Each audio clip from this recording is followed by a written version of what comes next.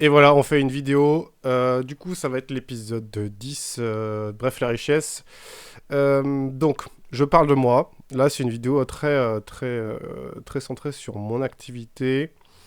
Qu'est-ce que j'ai fait au niveau entrepreneurial? Donc, j'ai commencé une auto-entreprise quand j'étais étudiant et je faisais, comme ce que je fais actuellement, de la vente de cartes. Donc, j'ai fait ça pendant un an.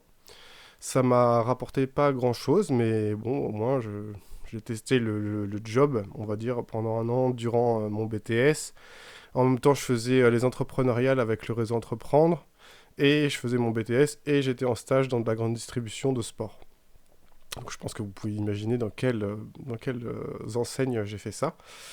Puis ça s'est bien passé, j'ai eu mes études et tout. Après, je voulais faire une licence pro et en fait, je me suis embrigadé avec deux autres personnes pour faire une SAS, enfin une SARL, qui s'appelait Filesgate et qui faisait de l'hébergement de fichiers.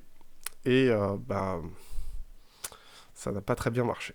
Mais bon, voilà, c'est une expérience et quand on essaie de faire des trucs et qu'on est co-gérant, donc je pense que vous connaissez le principe d'être co-gérant et aussi si vous écoutez ça, c'est que vous écoutez un peu les trucs business. Donc quand on vous dit, faites une structure à 3 et vous êtes tous égaux, ça veut dire que bah il n'y a pas de chef. Il n'y a personne qui a le dernier mot, il n'y a personne qui décide. Il y a toujours une voix contre une autre et c'est l'autre personne qui doit décider et prendre parti pour réussir à avancer. Et à chaque fois, il y a des murs et des murs et des murs qui se créent et donc ça n'avance pas. Donc j'ai fait ça pendant un an et demi. Après, j'ai trouvé un lot de cartes qui était vraiment pas mal en même temps qu'on arrêtait à moitié le business.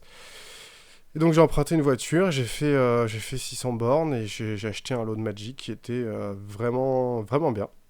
Franchement, c'était un très bon achat et je le remercie encore. Il voulait une machine à laver pour sa copine, bah écoute, il l'a eu. Moi j'ai eu un gros tas de cartes, donc c'était quand même sympa. Et voilà, j'ai le smile parce que ça me rappelle des souvenirs et tout. Et c'était en 2013. Le truc que je n'ai pas dit, c'est que je suis malade, donc j'ai une pathologie et j'ai eu des accidents de vie, notamment à la suite de cette société-là. J'ai quand même été pas terrible pendant un moment et, euh, et j'ai aussi été à la fac, c'est-à-dire que j'ai commencé à récupérer des cartes après, j'ai été à la fac, donc j'ai fait plusieurs premières années en éco-gestion. J'ai essayé parce qu'évidemment, mon BTS que j'ai eu n'a pas d'équivalent à la fac, donc il fallait commencer en L1. Et quand on est un petit peu pas ouf et qu'on est avec des gens qui sont un peu plus jeunes et qu'il y a beaucoup de monde et enfin, c'est quand même assez compliqué. Donc je me suis activé tranquille dans mon coin à faire mon auto-entreprise et à lister des cartes principalement sur eBay.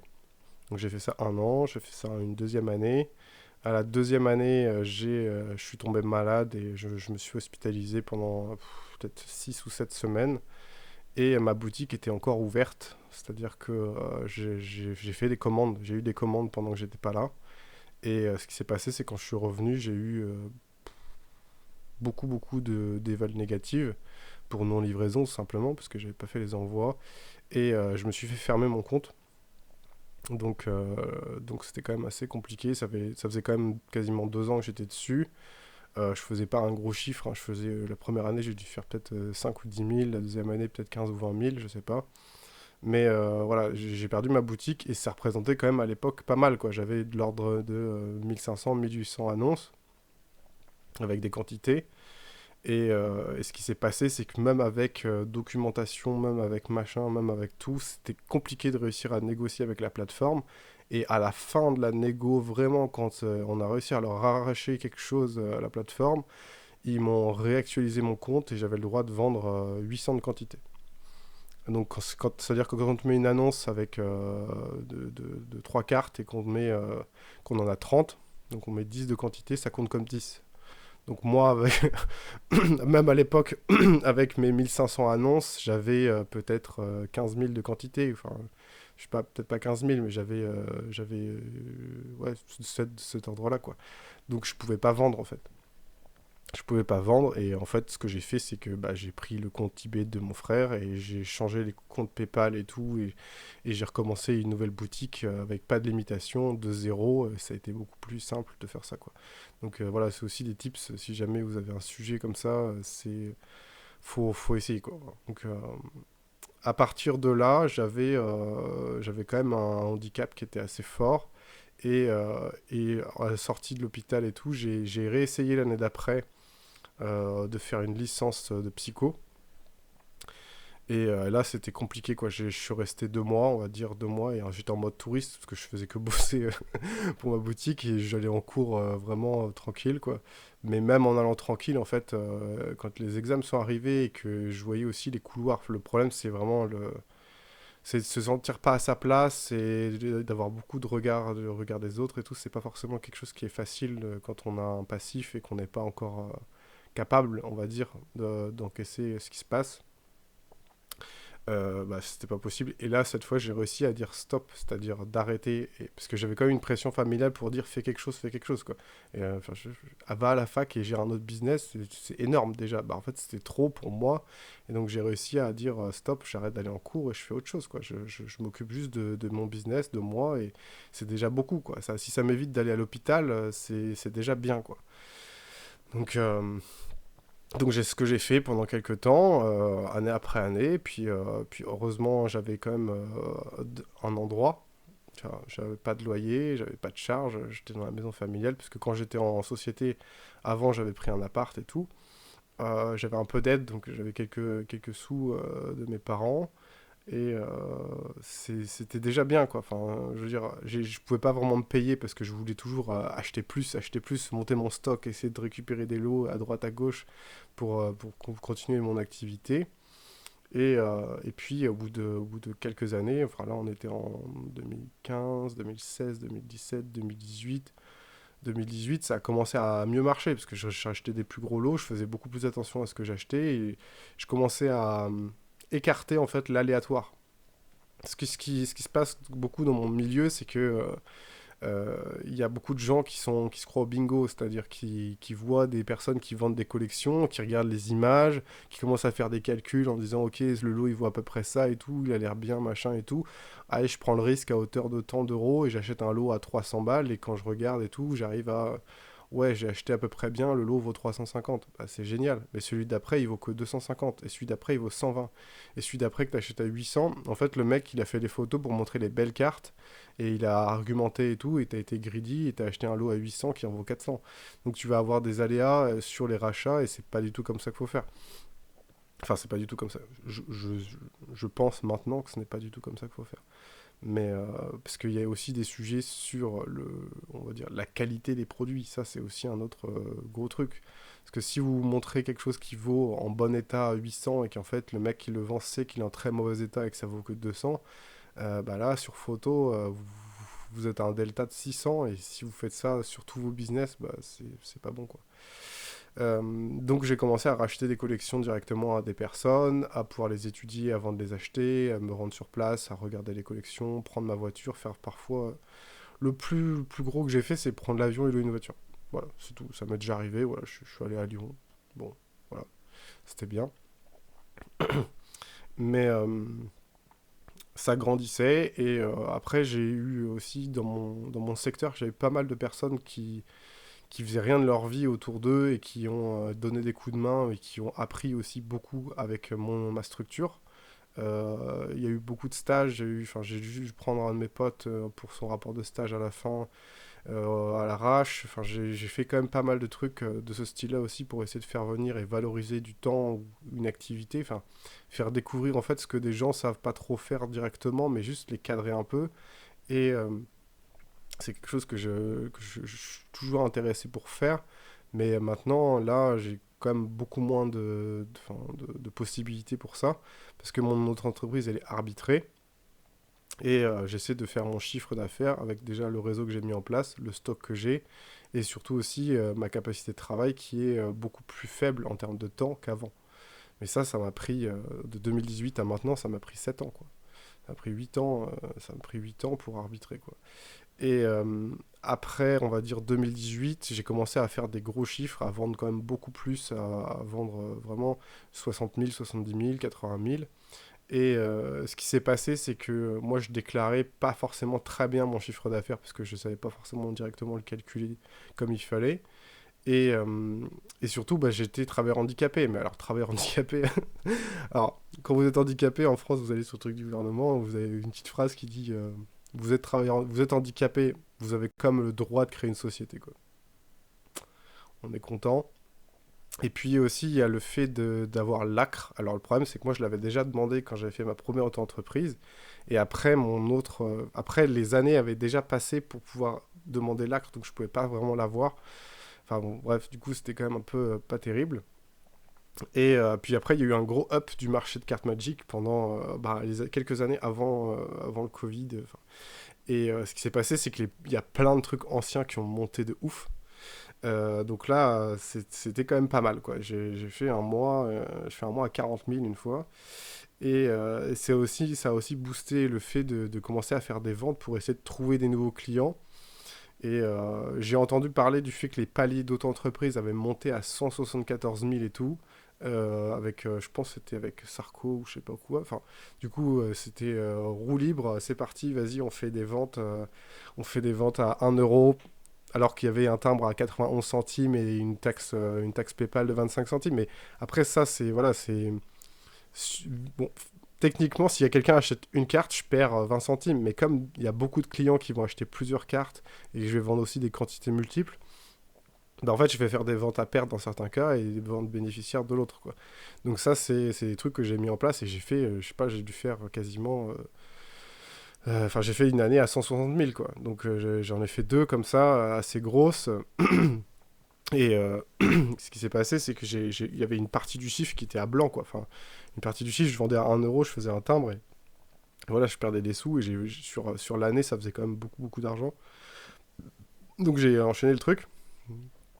Après, fort de ce succès, j'ai aussi eu un héritage qui était quand même assez costaud, enfin, plusieurs dizaines de milliers d'euros. Et en fait, j'étais déjà en contact avec une société qui faisait de la gradation de cartes sur Paris. Et, euh, et puis, bah, en fait, je me suis dit, bah, je vais faire ça. J'étais avec quelques collègues et tout, et en fait, j'ai lancé ça. Le Covid est arrivé après. Et bah, j'ai dû créer donc la société pour faire de la gradation de cartes. Et voilà, il fallait faire deux boulots en même temps, quoi. C'est vraiment créer une boîte et tout. C'était quand même super long. En plus, il y a eu un événement industriel qui était quand même assez fâcheux. C'est-à-dire que pour pouvoir lancer le business, il fallait faire un moule industriel. Et bah là, on a lancé, donc je me rappelle, hein, j'avais le choix. Alors, tu préfères faire le moule avec des Chinois, ça prend 9 semaines, euh, et puis ça coûte tel prix. Ou alors tu préfères faire à des Français et ça prend 8 semaines et c'est un peu plus cher. J'ai pris français. 67. 67 semaines de retard.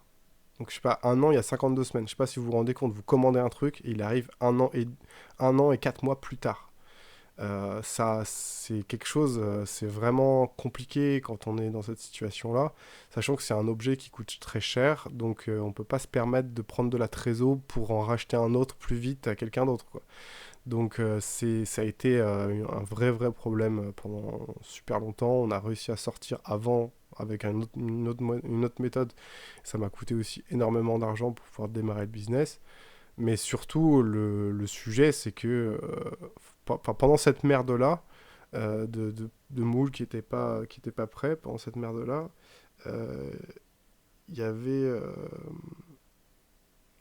qu'est-ce qu'il y avait d'autre comme truc? Ouais, on a quand même lancé, donc il a fallu investir pour lancer d'une autre façon le projet.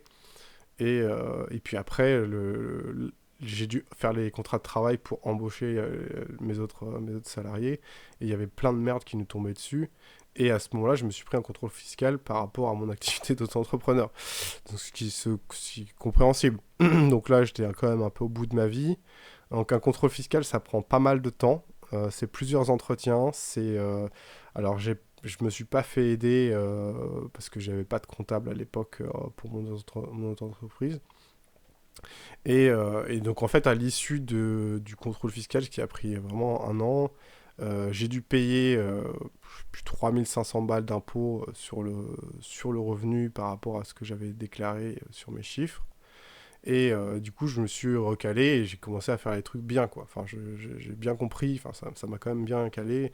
Et du coup, enfin, je peux pas me permettre d'avoir des sujets avec mon autre entreprise alors que l'autre société tournait toujours pas. Et donc, j'ai commencé à bien déclarer à partir de, je sais pas, 2022, un truc comme ça, quoi. Enfin, après l'année courante 2022, quoi. Et du coup, c'était OK, quoi. Ce qui s'est passé quand même, c'est que après que le contrôle fiscal ait eu lieu, les impôts sont revenus en fait pour cette fois me facturer de la TVA sur marge à hauteur de 11 500 euros sur 2 années fiscales. Et là, j'étais quand même dans un. Enfin, c'était peut-être 11 900 ou 12 200, je sais plus, enfin, de l'ordre de 12 000 euros. Donc j'ai commencé vraiment, j'avais pas d'argent. Je suis allé voir mon banquier et j'ai fait un prêt à 6% de 15 000 euros qui m'a coûté, enfin qui est en train de me coûter 3 600 euros d'intérêt sur 5 ans. Et j'ai payé ma TVA sur marge sur ce truc-là, quoi. Donc tout allait bien jusqu'au moment où on n'arrivait plus en fait avec ma société de gradation. Donc j'ai licencié tout le monde et j'ai repris en main le truc, quoi. C'est-à-dire, bon, on va arrêter parce que là, 3 personnes, ça coûte 40 000 euros par an. Et quand on est une jeune boîte, c'est pas forcément facile de trouver de quoi faire 40 000 euros de profit. Parce que les salaires, c'est du profit. Ça veut dire que si vous gagnez 40 000 euros, alors si vous êtes en service, selon ce que vous consommez en consommable et tout, peut-être que si vous faites 100 000 euros, ça paye tout juste, enfin 110, 110, 120, ça peut payer tout juste les salaires. Mais ça veut dire que vous, en tant que patron, vous avez 3 personnes à gérer et vous vous payez pas.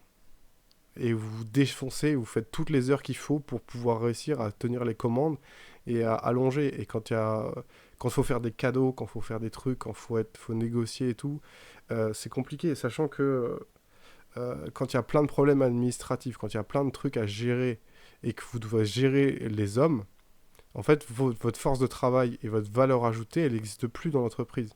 Vous êtes juste là à régler le dernier problème, du dernier problème, du dernier problème, du dernier problème. Et c'est sans fin. Et surtout, ça bouffe une énergie qui est folle. Et en même temps, vous devez gérer une autre entreprise pour pouvoir vous payer. Donc c'est une situation enfin, qui devient assez critique. Et le truc, c'est que on n'y arrivait pas. Donc moi, j'ai arrêté parce que les derniers salaires, c'est moi qui les ai payés. Donc j'ai dû virer tout le monde.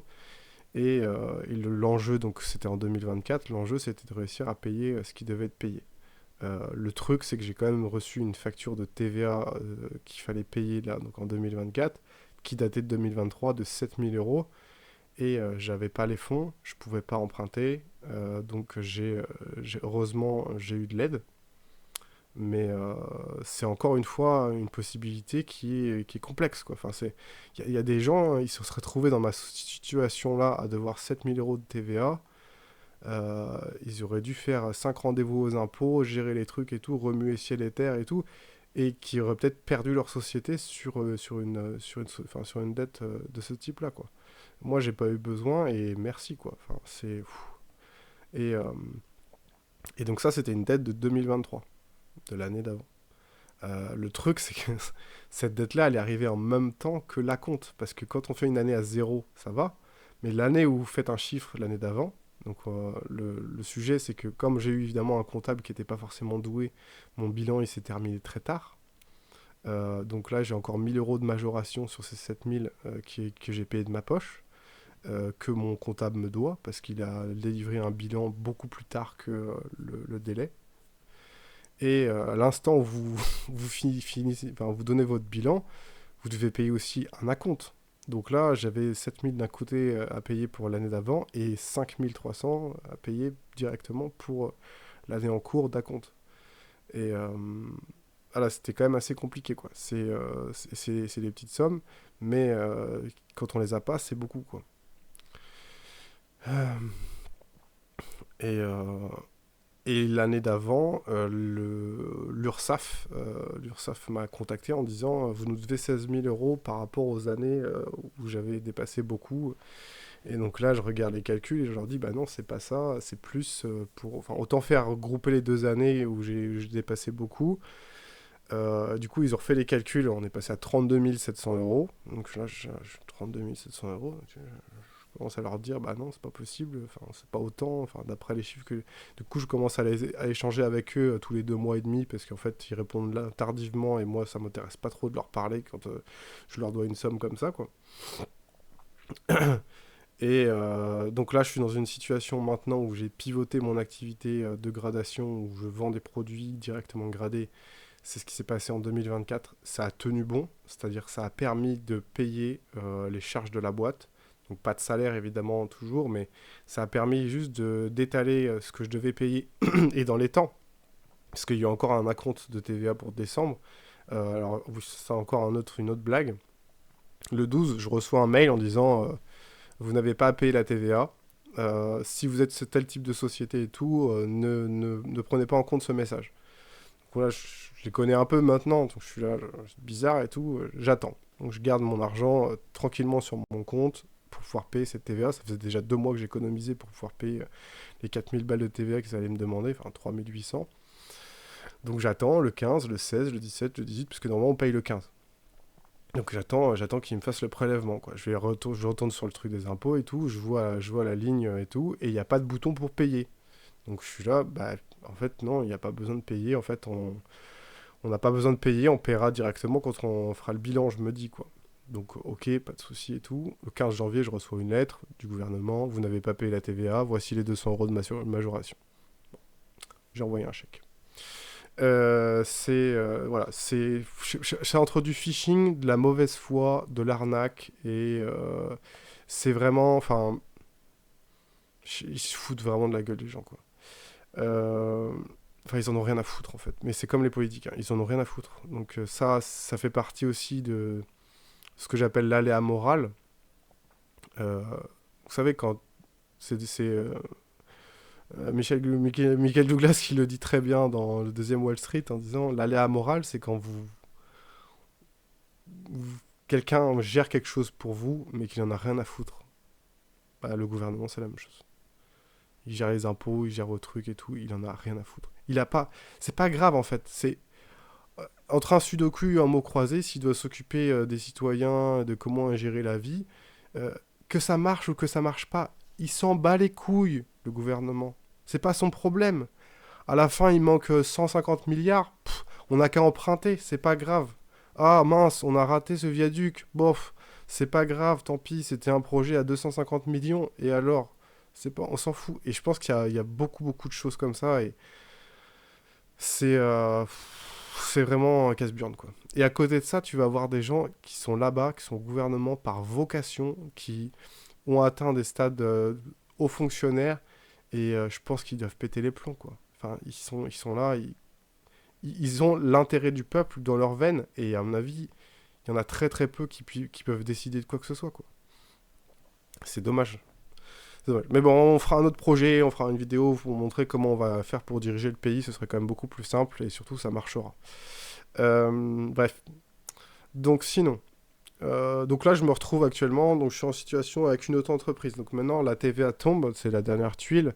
Donc j'ai au niveau d'URSSAF, j'ai 32 700 euros à payer, peut-être même un peu plus maintenant, je sais pas. Je peux aller regarder parce que ah oui, il m'a envoyé un petit SMS il y a pas longtemps. Il m'a envoyé veuillez régulariser votre situation. Oh, comme c'est mignon. Au moment où on va mettre de la TVA sur les auto-entreprises. Ah, ils sont marrants quand même. Bref, donc je suis dans une situation où j'ai une SAS qui pour l'instant vivote, qui est en train de repivoter, enfin l'action que j'ai démarrée l'année dernière sur le fait de faire de la vente de produits est en train de monter en gamme, c'est-à-dire qu'elle prend de l'importance et elle va potentiellement pouvoir générer un bénéfice pour 2025, si tout va bien, etc. Donc mon activité maintenant qui est à 80% ou 90% orientée vers ma SAS, elle va sûrement pouvoir générer de l'argent, à condition de pouvoir continuer d'investir un petit peu, et enfin, au moins qu'il y ait une capacité d'autofinancement qui soit élevée. Et mon auto-entreprise a perdu 100% de sa rentabilité du fait de la TVA. Alors, le truc qui est positif là-dedans, c'est que quand j'ai fait des années fast, on va dire, où j'ai dépassé, où j'ai fait de la merde et tout, et où j'ai pas forcément été très rentable étant donné ce que je dois payer, je me suis pas acheté une Rolex et j'ai pas acheté une Lamborghini, même en mini, et j'ai pas fait la teuf dans les bars. J'ai acheté des cartes. J'ai augmenté mon stock. Mon stock, il est quand même important. Donc je suis relativement à l'aise. J'ai de la valeur sous forme de stock. Donc je vais pouvoir payer l'URSSAF avec mon stock, mais c'est des objets qui sont peu liquides, c'est-à-dire c'est des cartes à jouer. Je vais à la boulangerie ou au bar tabac, je peux pas échanger mes cartes contre des clopes ou contre des baguettes. C'est pas possible. Donc ça veut dire qu'il faut réussir à trouver des contreparties, et trouver des contreparties dans mon secteur, ça prend du temps. Parce qu'il n'y a pas beaucoup de gens qui sont intéressés par telle ou telle carte directement. Il faut vraiment que le temps se fasse pour que les acheteurs puissent trouver preneur, enfin, dans le stock. Donc, j'ai mis un petit peu en pause ma discussion avec l'URSSAF, que je vais sûrement reprendre dans les quelques jours à venir, en leur envoyant un message assez basique, c'est-à-dire: Cher URSSAF, je suis conscient que la somme que je dois payer est importante. Il m'est à cœur de régler cette note, comme je l'avais dit précédemment dans mes anciens messages. Sachez que j'ai toujours l'intention de payer cette note. Enlever la TVA, le seuil de TVA des auto-entreprises, et je m'y attelle. Bonne journée. Parce que je vais pas m'amuser à payer de l'URSSAF avec ma SAS. Hein.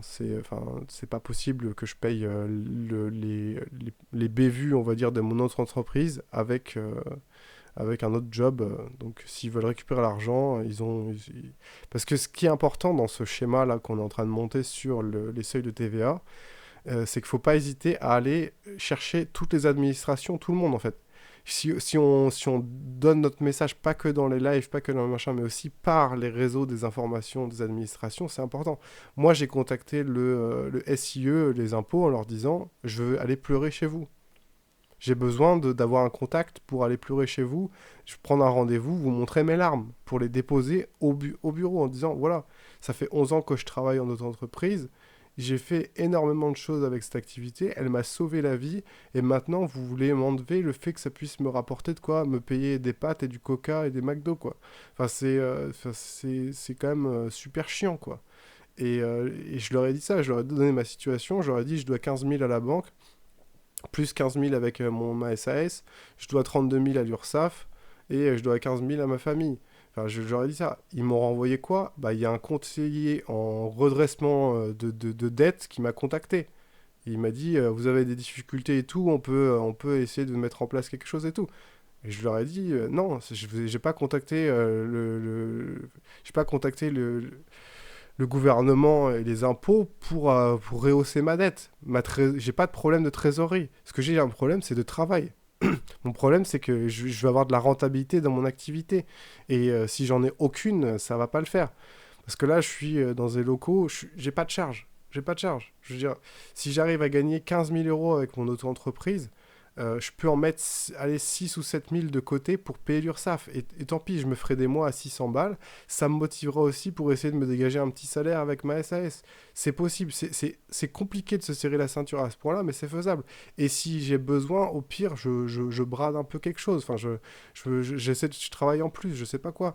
Mais j'ai moyen d'essayer d'avoir des leviers, quoi. Par contre, si vous me dites ton auto-entreprise, elle est morte, tu pourras jamais gagner de l'argent avec, c'est compliqué, quoi. Parce que là, enfin, si on fait un peu des calculs, prenons un peu les calculs de maths, j'achète pas de stock, donc je réussis à vendre 90 000 euros dans l'année. Après, je n'ai même pas de limite, en fait, je pourrais vendre beaucoup plus, mais j'ai de la TVA. On va dire 100 000. Allez, je vends 100 000. Je paye 14 000 euros d'URSSAF. Je paye 20 000 euros de TVA. Ok. Bon, ça fait déjà 34,6%. Après, je vais payer 2 000 euros de plateforme frais fixes. 2200. 2200 de frais fixes de plateforme. Après, je vais payer 12% de commission de plateforme. Donc 66. On est à 34, 48, 50. Là, on est à 50% quasiment. Donc ça veut dire que si je vends 100 000, je récupère 50 000. Voilà. Donc je peux aussi dire, voilà, je récupère 50 000 et je peux faire feu de tout bois, quoi. Ça veut dire que je détruis mon stock, je détruis mon auto-entreprise et je récupère 50 000, je paye 32 000 à l'URSSAF et puis après je me paye, on va dire, 15 000. Je peux payer mon URSSAF en un an, mais ça veut dire que pour vendre 100 000 dans l'année, enfin moi j'ai besoin de racheter en fait. Ça veut dire que je rachète pas de stock et je peux pas vendre 100 000 sans racheter de stock. C'est pas possible. Enfin, j'ai un roulement, c'est-à-dire que quand je fais 100 000, il y a 100 000 euros de ventes qui sont faites du fait des rachats à l'intérieur. J'ai énormément de volume de mon stock qui est dormant, très très qui est hibernant. C'est même pas dormant, c'est hibernant. C'est quand même assez compliqué de dire cette carte-là, elle se vendra jamais. En fait, j'ai des cartes qui sont en stock depuis 2013, elles se vendront jamais, mais de temps en temps, je fais une vente d'une carte que j'ai jamais vendue et qui date d'il y a 8 ou 10 ans. Ça arrive. Donc il y a toujours moyen, mais il y a peu de chance. Voilà, c'est ça aussi. Mais, euh, mais voilà, c'est quand même une situation qui est compliquée. Et enfin, je travaille quand même beaucoup, quoi. Je veux dire, là, gérer les deux boîtes, maintenant, j'ai envie d'arbitrer mon auto-entreprise avec moins de temps, en achetant plutôt des grosses collections, mais pas beaucoup, en les sélectionnant un minimum, et voilà. Et comme ça me permet aussi d'avoir une temporalité sur cette action qui sera courte. C'est-à-dire, je vais trouver une collection, je vais la traiter, je vais faire l'estimation, ça va peut-être me prendre 2 jours. Là, la collection, elle vaut peut-être 4 ou 5 000 euros. Je vais l'acheter, après, je vais faire toutes les photos nécessaires, je vais faire toutes les mises en ligne et tout, et je vais gérer peut-être 5 000 euros de rachat sur 4 ou 5 jours. Ça peut être un schéma qui peut être bien. Et faire ça, en fait, si j'achète 40 000 euros de stock par an, il faut que je le fasse 8 fois.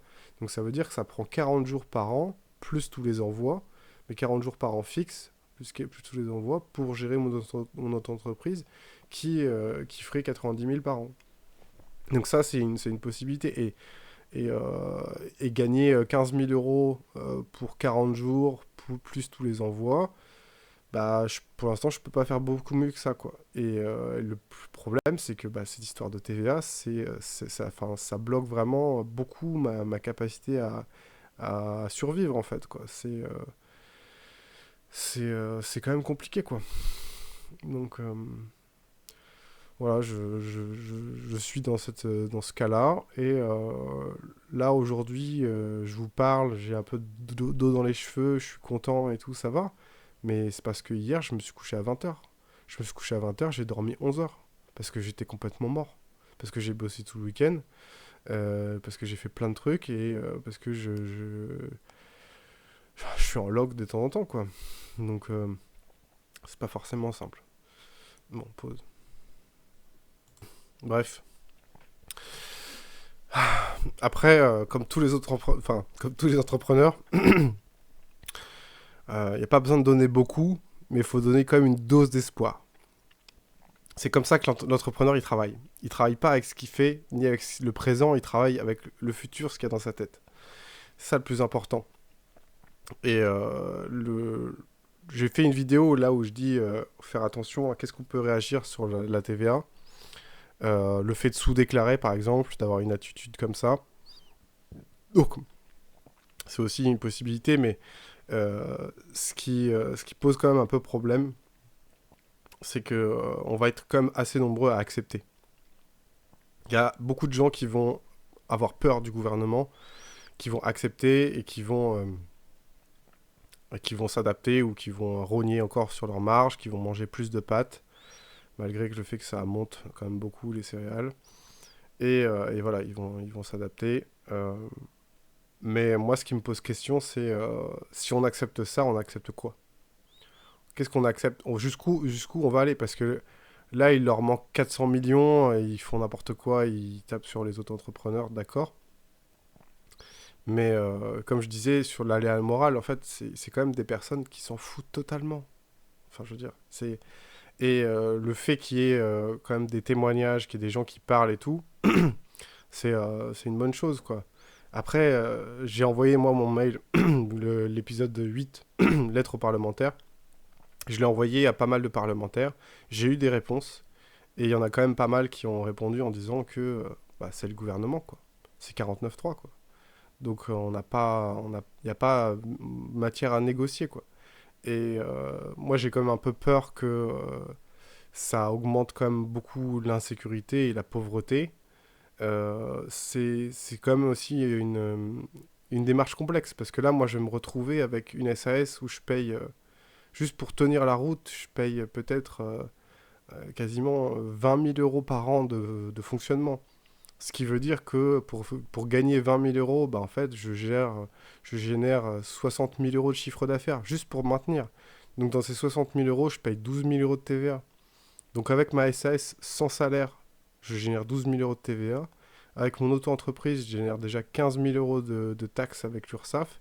Si on me rajoute 16 000 euros de TVA, ça veut dire que moi, tout seul, sans vraiment me payer, je vais générer 50 000 euros d'impôts par an. Euh,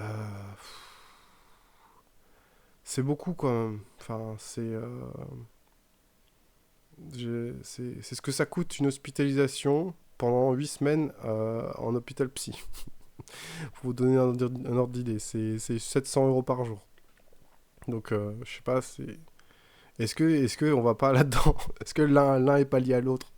Donc, c'est quand même aussi des sujets, enfin, des sujets. Mais moi, ce dont j'ai peur, c'est que il y ait quand même, enfin, j'ai quand même des sujets vraiment sur la sécurité. Et puis il y a aussi beaucoup le discours sur les services publics. Qu'est-ce qu'on paye? On paye quoi? Enfin, moi je vais à la poste 3 fois par semaine maintenant. Quand je vais à mon bureau de poste de quartier, à ma droite, il y a, 8 à 10 il y a entre 6 et 10 personnes qui sont statiques et qui sont sur zone, qui boivent des bières, qui fument des clopes et des joints. À gauche, il y a 4 ou 5 personnes plutôt de couleur qui sont là en statique. Et si vous avez besoin de quelque chose, vous pouvez aller les voir, ils en vendent. Donc je vais dans cet endroit-là, avec à droite et à gauche ces personnes-là, qui sont sûrement au RSA ou qui reçoivent sûrement des aides, peut-être pas trop, ça dépend lesquelles, mais enfin, je vais au bureau de poste donner mes cartes et donner mon travail pour le faire envoyer pour que ces personnes-là puissent boire et fumer toute la journée, quoi. Et c'est éthique, quoi. Enfin, éthiquement, ça devient un peu compliqué quand même de se dire ça. Euh, mais c'est aussi un choix. Enfin, je veux dire, moi, j'ai choisi de ne pas être dans le milieu souterrain. J'ai choisi d'essayer d'être fier de ce que je fais et je le suis. Je suis droit dans mes bottes. Ça m'a enfin, transporté, et ça m'a sécurisé, ça m'a fait grandir et tout énormément d'interagir avec plein de gens, d'acheter des cartes partout en France, de faire du biz. Et même si je dois toutes les semaines dire à 3 ou 4 personnes, ce n'est pas grave, merci de patienter, les délais postaux peuvent être un peu plus longs, etc.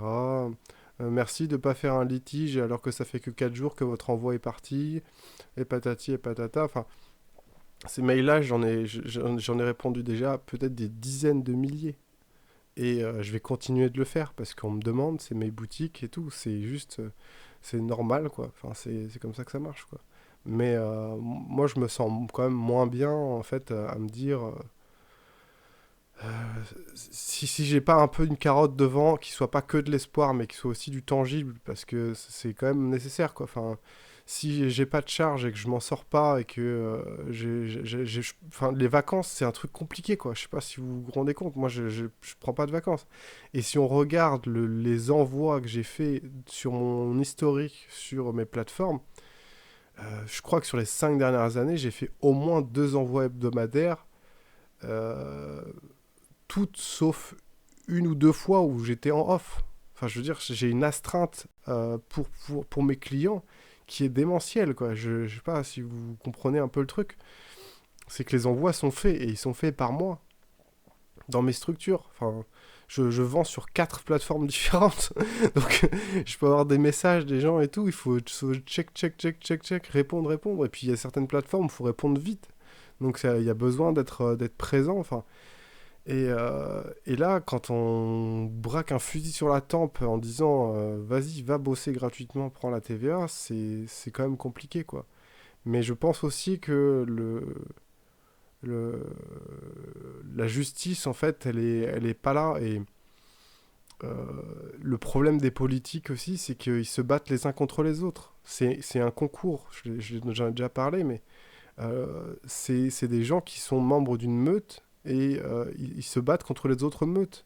Et nous, on est les témoins et les victimes de ces meutes qui se battent les unes contre les autres. Et s'il y a des gens qui s'entretuent dans la rue, s'il y a de l'insécurité, s'il y a du climat et tout, il y a des meutes qui sont contentes. Donc on se fait aussi manipuler par rapport à ce genre de choses. Et ça suffit, quoi. Parce que là, si on fait le calcul, je suis désolé, moi je vois un autre entrepreneur, moi il me demande de cotiser combien 10 000 euros de plus. Bah, 10 000 euros de plus, bah, je sais pas, on prend un vieux. Un vieux, les droits de succession, c'est 50%. Bah, pourquoi on buterait pas des vieux? Déjà, il aura plus de retraite. Et en plus, le gouvernement pourrait lui piquer 50%. Donc allons chasser les vieux. Après, on peut chasser les immigrés, on peut chasser les gens qui abusent du système et qui foutent rien. Mais enfin, je pense que c'est une façon aussi de mettre la population les uns contre les autres, quoi. Et là, enfin, de toute façon, il faut pas trop écouter les informations parce que les informations, c'est la surenchère de l'horreur systématiquement, quoi. Et enfin, dans ma ville, il y a une nana qui a disparu. Elle est sortie de boîte, elle est jamais rentrée chez elle. Et voilà, c'est des trucs. Là, devant mon bureau de poste, il y a eu déjà des attaques au couteau où, je sais pas, il y a deux mecs bourrés qui étaient pas contents et un mec qui a sorti un couteau pour une histoire de bouteille de whisky, quoi. Mais c'est des trucs comme ça et c'est de la misère. Enfin, je veux dire, le pays, il a moyen d'arrêter de faire autant de conneries, quoi. Et quand on. Là, j'ai regardé vite fait le budget de l'État pour 2025, c'est 848 milliards. 848 milliards, quoi. Enfin. Il y en a 16% pour l'éducation, je crois. C'est beaucoup quand même. Enfin, je veux dire, est-ce qu'on a besoin de dépenser autant d'argent pour ces trucs-là? Est-ce qu'on n'a pas moyen de faire mieux et plus simplement, quoi? C'est vraiment des questions que je me pose et je sais pas, je trouve que c'est pas normal comment ça se passe. Euh, à voir. Bon, allez, je vais faire un autre épisode où je vais vite fait montrer un peu des trucs sur le réseau social du gouvernement. C'est c'est un sujet que j'aimerais bien essayer d'expliquer et je vais faire des dessins, enfin vite fait des cases, euh, pour montrer un petit peu comment ça peut être, quoi. Mais l'idée c'est pas de faire une révolution en disant vas-y on va mettre ce système-là en place. L'idée c'est de créer un système qui serait parallèle à ce qui existe déjà, où on peut commuter l'information.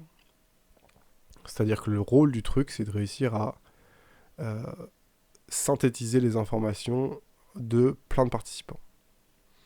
Et où les acteurs sont des personnes, pas des robots, pas de trucs comme ça. Voilà. Allez, ciao.